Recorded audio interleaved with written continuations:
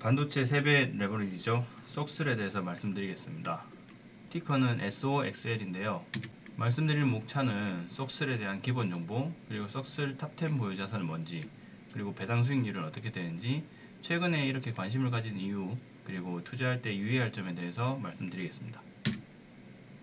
속슬은 디렉시온이 운영하는 레버리지 ETF인데요. 디렉시온 회사를 잘 모르시는 분들이 많을 것 같아서 제가 디렉시온 홈페이지에 가서 조사를 좀 해봤는데요.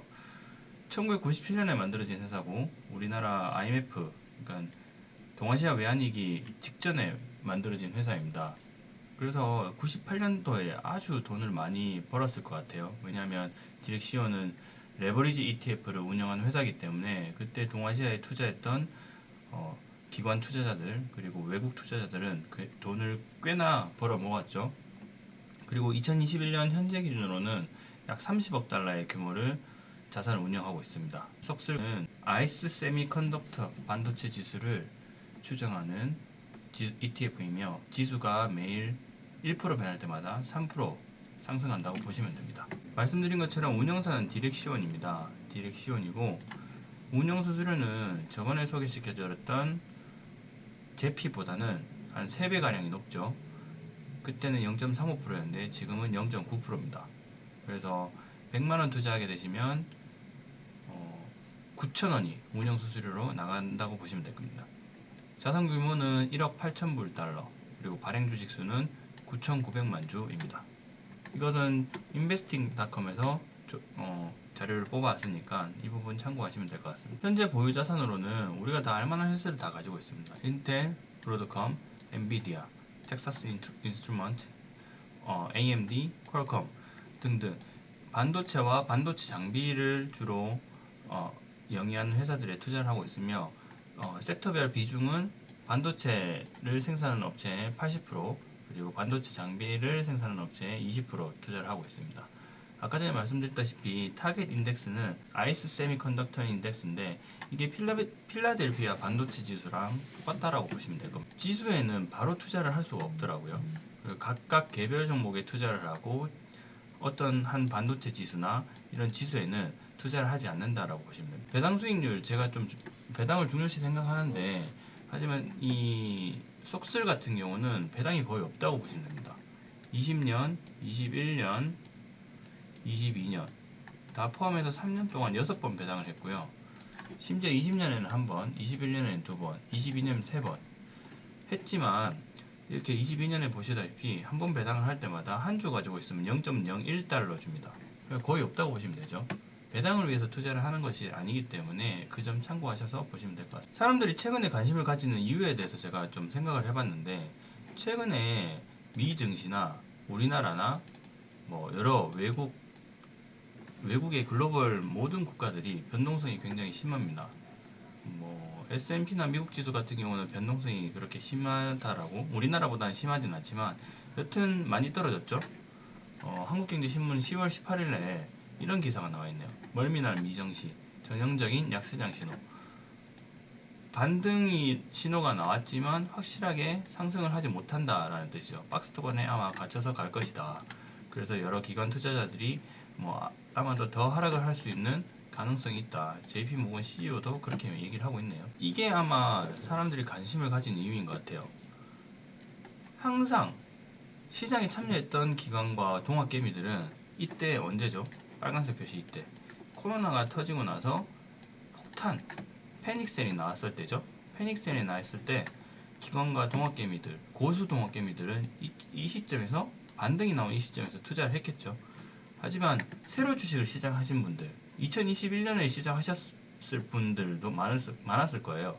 왜냐하면 겁나서 이때는 들어갈 수 없거든요. 저 같아도 되게 겁났을 거예요. 지금도 겁나거든요. 근데 이때 반등이 나오는 거 보고 사람들이 가자 했을 때 한 1년 지나서 이제 그때 막 들어가기 시작한단 말입니다. 그렇게 했을 때 결과는 어떻게 됐을까요? 지금 여기서 들어갔던 분들은 다 물려있다는 거죠. 특히나 1년 전부터 시작하셨던 분들, 딱 1년 전부터 시작하셨던 분들은 시작하자마자 마이너스, 플러스를 인생에서 본 경험이 단 한 번도 없습니다. 지금 곡선이 나오고 있습니다. 그래서 이분들 심리 상태를 생각을 하게 되면 아주 빠르게 본전만 회복하고 싶다라는 심정이 되게 많을 겁니다.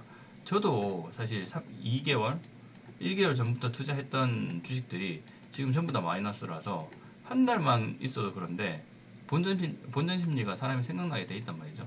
근데 1년 동안 가지고 있는 사람들은 어떨까요? 반드시 빨리 본전이 오면 주식시장 다시 한 번 돌아보지 않겠다라는 생각이 많겠죠. 그래서 지금 뉴스에 어떤 기사들이 나오냐면 한국경제신문에서 발췌했는데 반도체는 전쟁 무기고 패키징 기술이 새 전쟁이 될 것이다. 오늘자 신문에 이런 이야기가 나왔습니다. 그리고 계속 꾸준히 하던 얘기가 반도체는 국가 경쟁력이요, 핵심 기술, 반도체를 제패하는 나라가 미래 산업, 그러니까 아주 영향력이 세질 것이다 라는 말들이 굉장히 많습니다. 그렇기 때문에 지금 반도체를 장악하기 위해서 바이든 대통령이 하고 있는 행동들은 보면 우리나라 뭐 전기차뿐만 아니라 삼성전자, SK하이닉스 모든 기업들 미국 내에 자국 내에 공장을 지어라. 그리고 기술 같은 것들도 자기들한테 다 몇 가지 검토를 받아라. 이런 것들을 지금 주문을 하고 있습니다. 그래서 우리나라 기업들은 굉장히 힘들어지고 있지만 그 와중에도 삼성전자 같은 경우는 D램 세계 1등은 굳건히 지키고 있고 여러 가지 상황들을 버텨내 나가고 있는 거죠. 그래서 지금 시황을 보면 어떻습니까? 반도체 장비주들은 아까 전에 제가 보여드린 것처럼 5년을 기준으로 보시게 되면 인텔이라든지 다른 기업들은 마이너스로 돌아선 기업들이 꽤 있습니다. 그렇기 때문에 반도체가 사람들이 이제는 좀 사야도 되지 않을까? 라는 의문을 품게 되죠. AMD나 엔비디아 같은 경우는 과거에 워낙 많이 올랐던 기업이기 때문에 지금 떨어지더라도 아직은 여유가 있죠.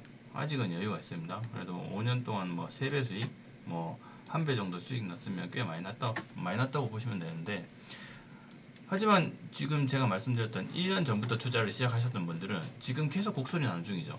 그러면 아까 전에 말씀드렸다시피 빨리 본전을 회복하고 싶다. 그래서 이런 정보들이 너무 많기 때문에 레버리지 상품에 눈이 갈 수밖에 없다는 말입니다. 특히나 이 쏙슬 같은 경우는 1년 동안 투자 수익률이 무려 마이너스 83.4%, 83.4%나 떨어졌습니다. 그렇기 때문에 사람들이 내가 다른 곳에서 손실을 본 수익률을 이런 쏙슬 같은 3배 레버리지를 활용해서 빠르게 회복을 하고 싶다라는 마음이 많을 겁니다. 그리고 최근에 S&P나 나스닥 주요 지수들이 반등의 신호를 보내죠. 지금 쌍바닥을 그리고 올라와주는 신호를 좀 보이고 있죠. 그리고 여러 지표들을 봤을 때 역사적으로 미국 11월 때 중간선거가 있었던 달은 그 다음부터 산타랠리가 나왔다는 이야기가 굉장히 많습니다. 그렇기 때문에 아마 아주 기대감이 증가하고 있는 시점이라고 보시면 되는데, 어쨌든 간에 지금 사람들이 관심을 가지는 이유는 빨리 본전을 회복하고 싶은 마음이 클 겁니다. 저 같은 경우도 이런 3배 레버리지는 지금 시점에 굉장히 매력적이라고 생각을 할 거예요. 그래서 모든 사람들이 거의 마이너스 20%, 마이너스 25%, 심지어 마이너스 30%도 있으시기 때문에 이거를 회복하려면 어떻게 해야 되냐? 특히나 단기간에. 그러면 이런 레버리지 상품, 특히나 이렇게 떨어져 있을 때, 그리고 유망한 섹터, 반도체 같은 유망한 섹터를 활용을 하는 거죠. 그래서 이 모든 것들이 최근 하락을 빠르게 회복하고 싶은 마음이 있다. 그래서 사람들이 이런 티커, SOXL, 쏙스를 관심을 굉장히 많이 가질 겁니다. 물론 가능성이 없는 건 아닙니다. 가능성이 매우 크죠. 하지만 투자하실 때 반드시 유의하셔야 될 점이 있습니다. 이 마지막에 제 생각을 말씀드리면 미국 상장지수나 반도체 지수의 방향성을 읽을 수 있는 분들, 트렌드에 민감하신 분들은 투자를 하셔도 된다. 왜냐면 이런 지수를 보시면서 투자를 하시는 분들은 반등의 신호나 상승의 신호를 잘 잡아내실 거기 때문에 이런 저점을 잡아서 투자하는 거에 능할 수밖에 없습니다. 그렇기 때문에 숏텀, 이런 반등과 상승 반복되는 이 박스권 안에서 숏텀을 활용해서 투자를 하시게 된다면 단기간에 1% 먹을 거를 3% 먹을 수 있기 때문에 관심이 매우 많이 가실 겁니다. 하지만 이게 3배 레버리지를 쓰기 때문에 추정지수, 아까 전에 말씀드렸던 필라델피아 반도체 지수가 갑자기 마이너스 34% 이상 급락하게 되면 예를 들어 9.11 테러나 아니면 이번에 코로나 사태나 아니면 2008년 때 리만 브라더스 사태, 이때처럼 갑자기 급락하게 되면 상장 폐지가 될 수 있다는 거죠. 그래서 제가 드리고 싶은 말씀은 본전 욕심을 버리고 모든 가능성을 열어두고 지금은 단기적인 반등을 줄 수 있을 가능성이 높기 때문에 자산 배분, 내가 가지고 있는 영역 중에서 뭐 일부의 투자를 해서 회복을 조금 하고 이런 식의 투자가 좀 좋지 않을까. 그래서 회복을 일부 하는 측면에서 한번 투자를 해보는 거지. 이거를 몰빵을 해가지고 내 모든 재산을 몰빵을 해서 단기간에 30% 40%를 회복하겠다. 이건 좀 힘들지 않겠나. 뭐 물론 시기와 타이밍이 맞으면 잘할 수도 있겠죠.